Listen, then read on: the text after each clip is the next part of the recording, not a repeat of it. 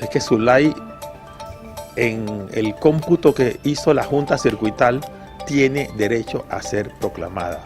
¿Por qué? Porque hay errores en 9 actas de mesa. Bien, seguidito tenemos al señor Herbert Young, abogado de Zulay Rodríguez. Hoy está con nosotros y quien va a detallar sobre la impugnación contra Omar Ortega, ex candidato a diputado de Realizando Metas. Señor Young, ¿cómo está usted? Buenos días a todos los oyentes de Shock Multimedia. Acérquese un poquito al micrófono, acerque el micrófono a usted, así, para que esté cómodo ahí. Muy bien, la primera pregunta tal vez sería ¿por qué Zulay sí y los otros candidatos no lograron que esa impugnación tomara forma o se aceptara en la instancia adecuada? Sí, definitivamente llama poderosamente la atención que la única impugnación que ha sido admitida fue la de Zulay Rodríguez. El caso fue dirigido únicamente contra la curul adjudicada por la Junta Circuital del 8-2 de San Miguelito en la persona de Omar Ortega. Quizás por estrategia los que impugnaron debieron haber dirigido específicamente su curul, su impugnación contra quien supuestamente los afectó y no al resto del circuito.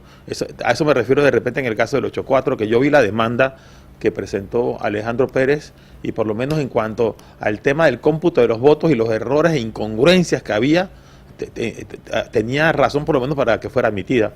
Y en mi caso, por ejemplo, yo también impugné a Vinicio Robinson y a mi entender lo que hizo el Tribunal Electoral solamente fue tratar de corresponder, de ser recíproco con quien en la Comisión de Presupuesto, el todopoderoso Vinicio Robinson, apoya al Tribunal Electoral en sus constantes cambios de partidas que hacen a cada rato. Pero ¿por qué usted piensa que Zulay sí tendría la posibilidad de regresar de las cenizas, el ave fénix de Zulay? Es que Zulay, en el cómputo que hizo la Junta Circuital, tiene derecho a ser proclamada. ¿Por qué? Porque hay errores en 9 actas de mesa en los cuales hicieron en una forma, por decirlo así, discrecional. La Junta de Escrutinio no aplicó el reglamento vigente. Hay un decreto que es el del año 94, ese fue el decreto que ellos aplicaron, ese decreto fue derogado, el decreto 49 del 94. Ese decreto establecía que si había errores e incongruencias en cuanto al número de votos de los partidos y de la lista de libre postulación, lo que se hacía era que se escogía como los votos de la lista, vamos a suponer en el caso del PRD, en un circuito plurinominal, en el mismo 8-2, Pineda. Bueno, no se sabía cuántos votos tuvo el PRD. Entonces lo que hacían cuando el más votado de la lista del PRD era Pineda, pues entonces le ponían los votos de Pineda como los votos del partido. Y así en el resto de los partidos y de las listas de libre postulación. Ese decreto fue derogado. ¿Por qué? Porque ahora el Tribunal Electoral estableció un sistema, que el sistema de visor de actas. Entonces, si había algún error en el acta, porque lo que había en estos errores son de que las actas supuestamente estaban preñadas, era imposible que hubieran una persona votado, o sea, que en un acta hayan votado 1.500 personas, por ejemplo.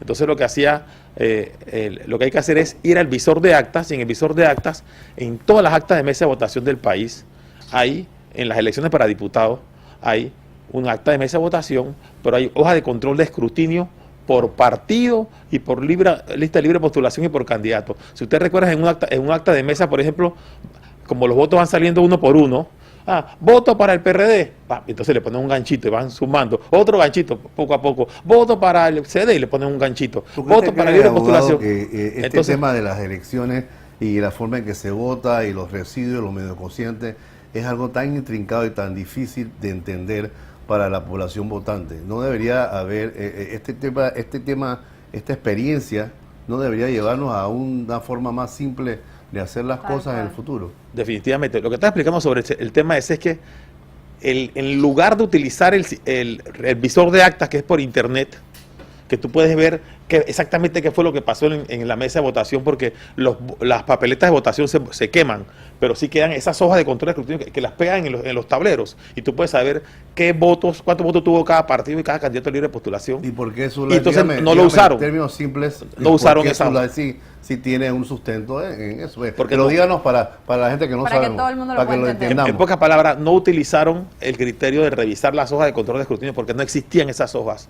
Y lo que hicieron fue simplemente ellos agarrar y aplicar un decreto viejísimo. ¿Y cómo lo van a aprobar ustedes ahora? Porque simplemente el visor de actas del Tribunal Electoral sí está accesible y se podía verificar que no habían esas hojas de control de escrutinio. ¿El visor de actas qué es? ¿Es un sistema o es una el visor copia de actas, de los actas? El visor de actas es un sistema que tiene el Tribunal Electoral que permitía ver las actas de mesa de votación y las hojas de control de escrutinio de cada mesa de votación. Entonces, ahí tú podrías saber determinar cuál fue el resultado de verdad.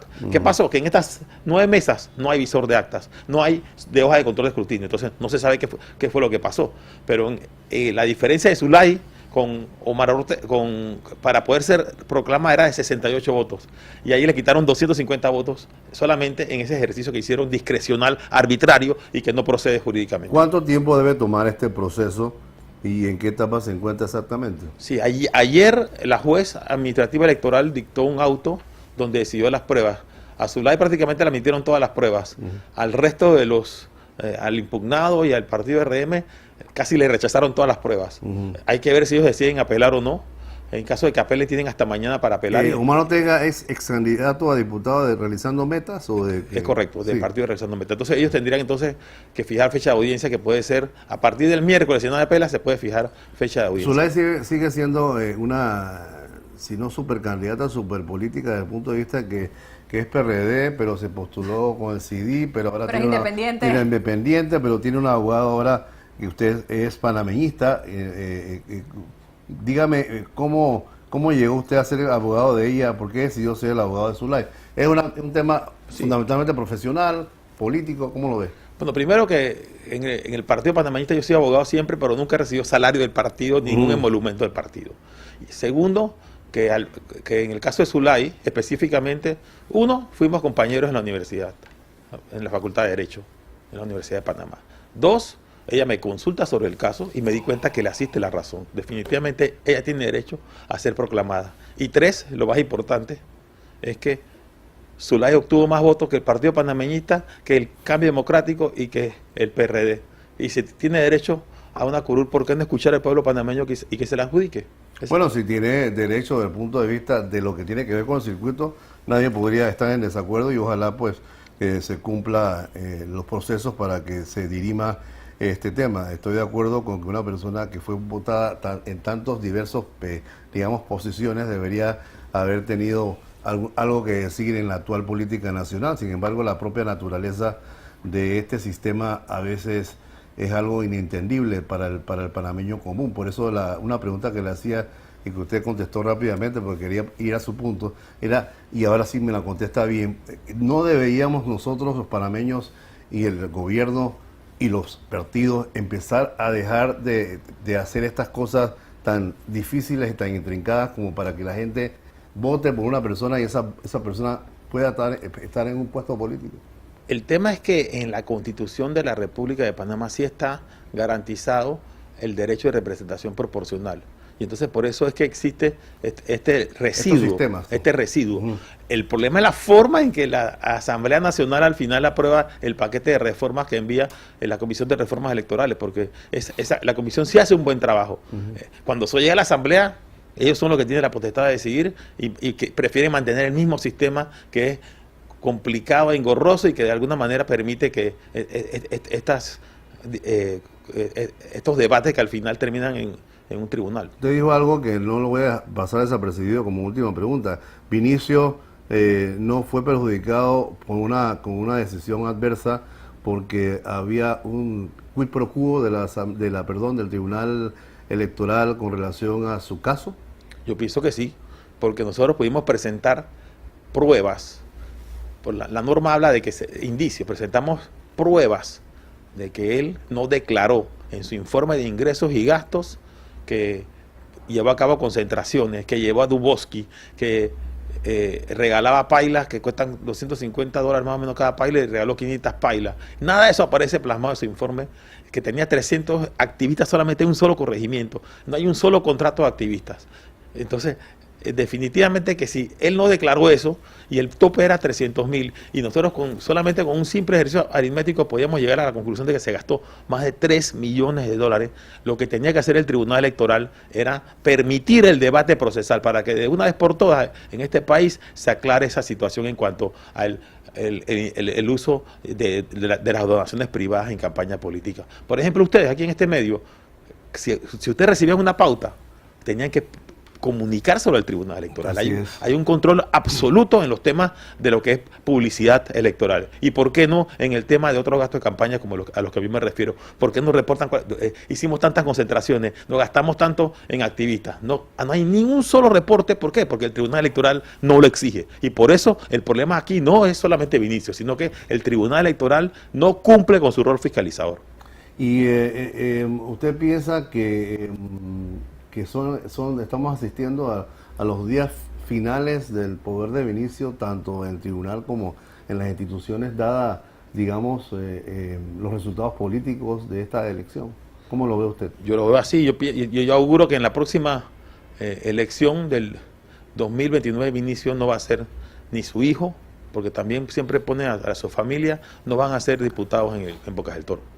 Ok, le agradecemos mucho al señor Herbert John, abogado de Zulay Rodríguez, en este caso en donde hay una impugnación en el circuito. Ha sido recibida esta impugnación como buena por las instancias del Tribunal Electoral, y ha puesto el dedo en la llaga al tribunal mismo diciendo que Vinicio debió haber sido también objeto de investigación y no lo fue, debido tal vez a una favor que la Comisión de Presupuestos le hizo en su momento de pasarle algún presupuesto, etcétera. Yo, por lo menos, eso es lo que percibí del señor John, y creo que es una aprehensión a nivel nacional acerca de por qué unos sí y otros no reciben el trato de la justicia, ya no digamos del Tribunal Electoral.